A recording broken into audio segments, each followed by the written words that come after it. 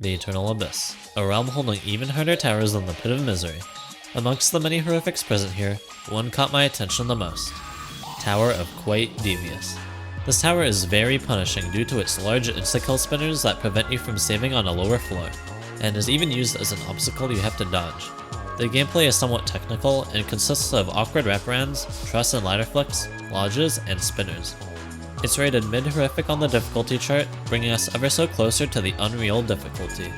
So after beating Tower of Malefic Nuisances as my second hardest, this is the story of how I beat Tower of Quite Devious. Day 1 was a solid start to this new grind. I had all jumped the tower once prior and thoroughly enjoyed it, so I was excited for what awaited me. I began with the following plan. Complete each floor individually, starting with floor 10 and finishing with floor 1. This is called all flooring a tower.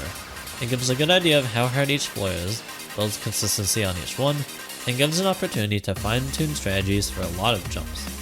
Floor 10 is completely netted, the only chance for failure being the last jump since it is over insta-kill. Even then, it's easy. After 7 minutes, I beat floor 10. Floor 9 is polar opposite from 10 in regard to its punishment, with floor 9 being entirely outside. There's virtually nowhere to save if you fail this floor, making it a nerve-wracking experience in real runs. But for the time being, all I had to do was beat it once. I didn't think floor 9 was very hard initially, but boy was I wrong. This definitely sits on the top 3 hardest floors of the whole tower. Jumps that I found particularly tricky include this jump to the ladder involving a quick turn and squeeze between these two poles, and this cylinder wrap to the truss that you also have to lodge in order to reach it. Taking a good chunk of time, I basically did all of 9 after 48 minutes. I counted it because the last 2 jumps are easy and I only failed the second last jump due to rushing it. Floor 8 is another tough floor, primarily because of the beginning and the end of it. The hardest part has to be this spinner because not only do you have to squeeze through this gap while it's moving, you also have to jump off and do a tight lodge timing to reach the next platform with no time to stop on the spinner. It took me 67 minutes to once again almost beat the floor. I failed last of 8, which is laughably easy, as I demonstrate here. You just do it one-handed when you go to the right height. Like no hand on the mouse, and you just do it. Alright. See, I'm counting that. Anyways, I called it for the day with 3 out of 10 floors completed. A slow start, but it's valid since 7, 8, and 9 are the hardest floors. Day 2 was humbling to say the least. I spent over 2 hours attempting to do floor 7 in one run, and I technically didn't even manage to do it. At the same time, I nearly did all of 7 twice in a row, having only one fail close to the end each time. This confirmed to me that 7 is the hardest floor of the whole tower, as others have warned me. It's the longest floor in the tower and is consistently difficult the whole way through. Jumps of importance include this turn to wiggle onto the platform, this ladder flick to the 1 stud, and the jump off this wedge out of a 1 stud squeeze. Since I came so close to doing 7 in one run twice in a row, I figured it's not worth my time to continue practicing it and ended my stream. As expected, progress began speeding up significantly. I did floor 6 in 17 minutes. It would have been quicker, but the end of the floor has a few hard jumps. Floor 5 is by far the easiest floor so far. It took like 4 minutes, and as a bonus I failed the last jump of floor 6 while attempting to chain 5 and 6 together, nearly granting me with a 5 to 7 run. Floor 4 is slightly tougher than 6, having taken 20 minutes for me to do it once. It also has the main mechanic of the tower, moving insta-kill that forces you to rush through a section before it raises or lowers. Floor 3 took 10 minutes, not much notable to mention. Surprisingly, floor 2 clocked in at 32 minutes. There were a few struggle jumps I obtained specific strategies for, making them significantly easier. Therefore, my time is a bit deceiving as I was able to get far on the floor consistently. Floor 1 was the biggest shock to me. I spent a grand total of roughly 40 minutes repeatedly trying to pass the first floor, which I initially didn't think was that hard, yet I failed to reach floor 2 even once. I reached the last jump of 1, which is something, although this was still an embarrassing performance. I was also left with the worry that floor 1 won't be a good experience for me to play throughout the grind, and I've learned before that even one bad floor can ruin a tower for me. Day 4 was quite a relief after my prior experience with floors 1 and 2. Something must have clicked because now these floors felt significantly easier than only a day prior. I literally first tried floor 1, which is funny because of how long I spent on day 3 trying to do it once. My first 2 run wasn't very good though, as I failed before even reaching the second mini net. It is the hardest jump of the section, a ladder flick to a small neon half stud, so it could have been worse. A few minutes later, I got to 2 again and reached the second mini net. which leads to the outer ring of gameplay that is all unsafe. I got far through the floor, succumbing to one of the hardest jumps of the floor, that being this ladder flick to a 1-stud gap. There's a roof that sticks out by a stud, and since you have to go to the left, doing it in third person will block your camera during half the jump. Shortly after, I got back to the ladder flick and nailed it. I didn't quit from the end of 2, obtaining my first 3 run. I nearly fluked 3 as well, making it all the way to the second last jump before the partial safety net that guarantees you a 4 run. I was delighted with how fast I was progressing. 17 minutes later, I got another 3 run, this time failing arguably the hardest jump of the floor. The roof forces you to flick outwards and properly time when to start heading towards the next platform. 20 minutes later, same story, I failed the truss flick again. I would get one more 3 run further into the stream. This time I passed the evil truss flick to the lower platform, passed my PB jump and reached floor 4. I successfully passed the lower half, which is partially netted by the end of 3, taking me to the harder half. I had my first go at the moving insta-kill spinner section, and immediately failed the first obstacle. That's okay though, I did expect this since landing this truss bounce is one of the hardest parts of the floor. You can't hesitate for even a split second, otherwise you'll be too slow and die to the insta-kill. Being happy with the run I just achieved, I played for a little longer, being unable to get another 4 run. The first half of day 5 was good because I got 2 separate runs to floor 4. The first one was lost to my personal best again, however the second run entailed me reaching the second last jump of the floor. I turned slightly too early, thus not entering the launch. This confirmed my suspicions that a majority of the difficulty of 4 comes from my previous PB, and the last 2 jumps of the floor. The latter half was disappointing. Floors 1 and 2 started giving me more trouble, and any run to 3 was short-lived. After an hour of bad runs, I called it a day. Day 6 showed a clear improvement in my consistency of getting to 4. I reached floor 4 across 7 separate runs. Essentially all of my fails came from the insta-kill spinner section. There was a bright side to all of this. I was made aware that you don't have to bounce off the truss to reach the platform for this jump. Instead, you can simply climb to the top and flick off without the insta-kill spinner blocking you. This is huge because the first method is very hard to time. Now my biggest struggle point on 4 has been removed entirely. Because of this, I was later able to reach the end of 4, passing the last jumps in the process. I knew that reaching floor 7 was possible, but would I crumble under the pressure?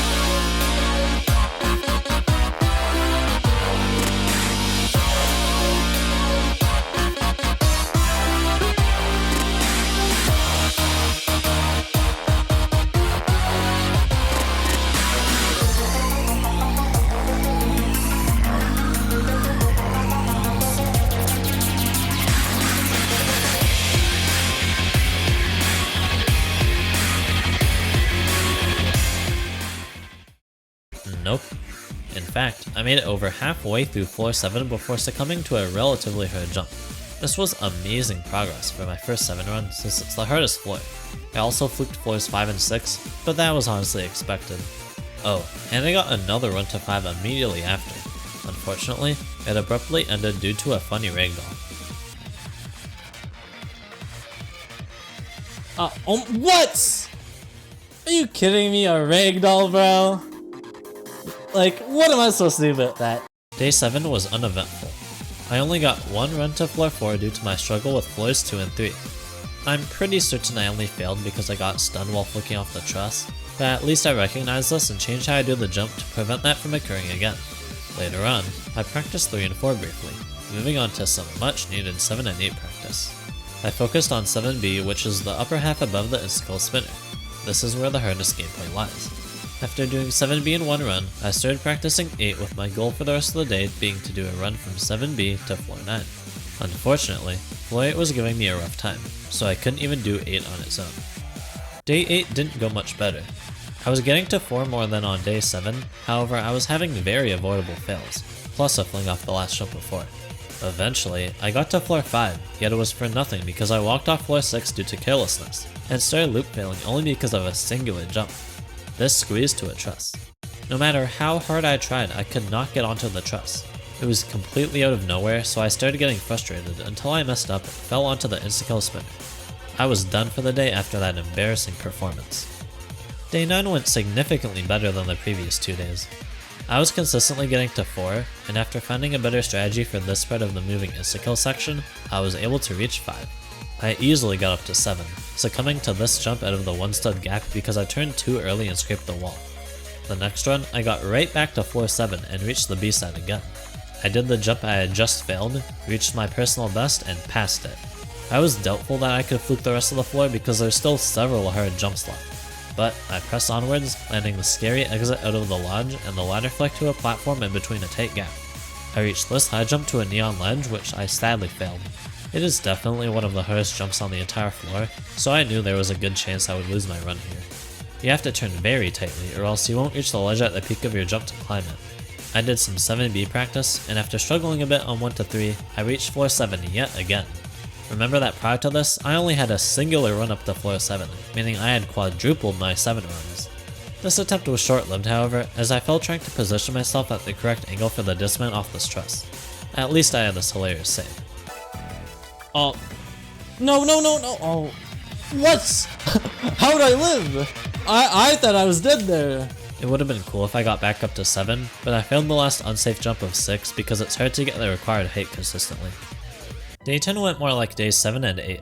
I couldn't get a singular 7 run, having choked on 5 because I failed to catch myself.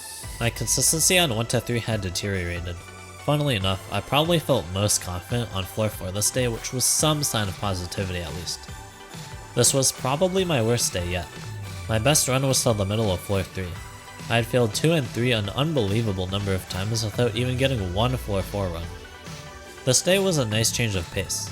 I was feeling good with 7 through 9 in practice, which I knew wouldn't matter if I couldn't make it up there. After struggling with 1 to 3 initially and having some devious fails, I got a run that made it up to 7. After making it through the majority of A side, I messed up on this walk around off the spinner, turning too early. The very next run got to 4 where it comically ended with me jumping to the truss too early, dying to the insta-kill spinner. After a few more failed attempts, I got another run past 4. I made my way back up to 7 where this time I passed A side. I was hopeful I'd get a new personal best this attempt. However, my hopes would be crushed as I failed this truss flick to the ledge. I played for a bit longer after this, but never got any meaningful runs. Day 13 began with me getting 2 notable practice runs, 7B twice in a row, and more importantly, 7B to win pad. My previous best practice run was 8 to win pad, so this was a nice run to get since 7B is the hardest portion of the tower.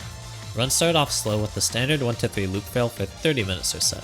Once I broke through the loop fail and reached 4, I first tried it for the day and quickly made my way up to 7. I got to the very last jump of the first layer and butchered it. Fortunately, it snowed by the end of 6, so I had a chance to redo 7, which I was not looking forward to because this would essentially be doing 7A twice in a row, something I had never done before in a real run. But I locked in and got to 7B. And let's just say, this would be the run I've been waiting for.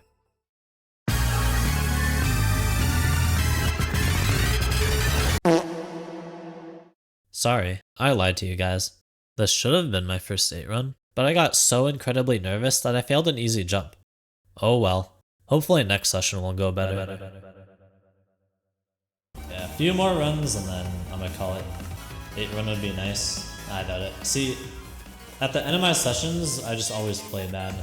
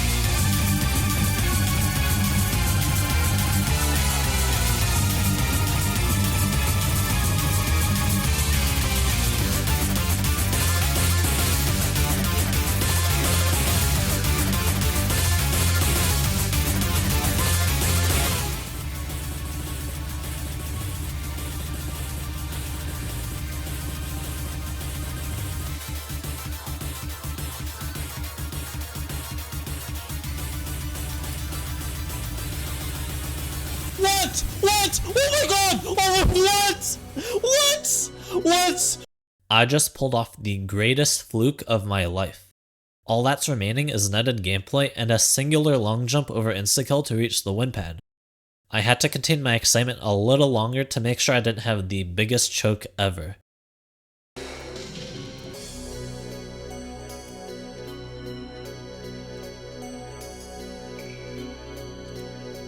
Oh my god, what? What? Fluke from 7! What? What? I honestly didn't know how to react. I was feeling such a strong mix of emotions. Happiness, relief, astonishment, all while I'm still pumping with adrenaline. When you consider the amount of close calls I had, the win didn't even feel real to me. To beat my new hardest in such a fashion, yet to top it off only 32 hours of playtime, this is genuinely the happiest I've ever felt from a completion. Overall, I really liked quite Devious. Obviously my enjoyment is skewed by my crazy fluke, but this is objectively one of the best horrifics I've tried and my favorite out of the 3 I've beaten so far. Alright, glaze aside, I want to give a huge shout out to all of you who watch my live streams. This was not something I could have done alone, so thank you for your support, especially those of you who were generous enough to donate. If you want to see me play live and get a chance to chat with me, hop in one of my streams. You never know if you'll stumble upon a winning run. And lastly, if you enjoyed this video, make sure to like and subscribe. And with that, I'll see you in the next video.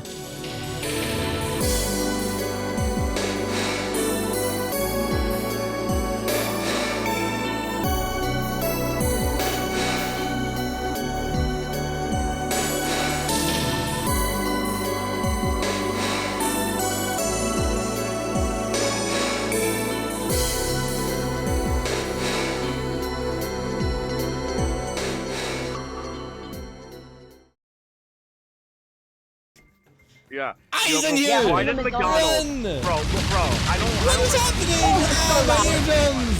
There's a nuke! Run!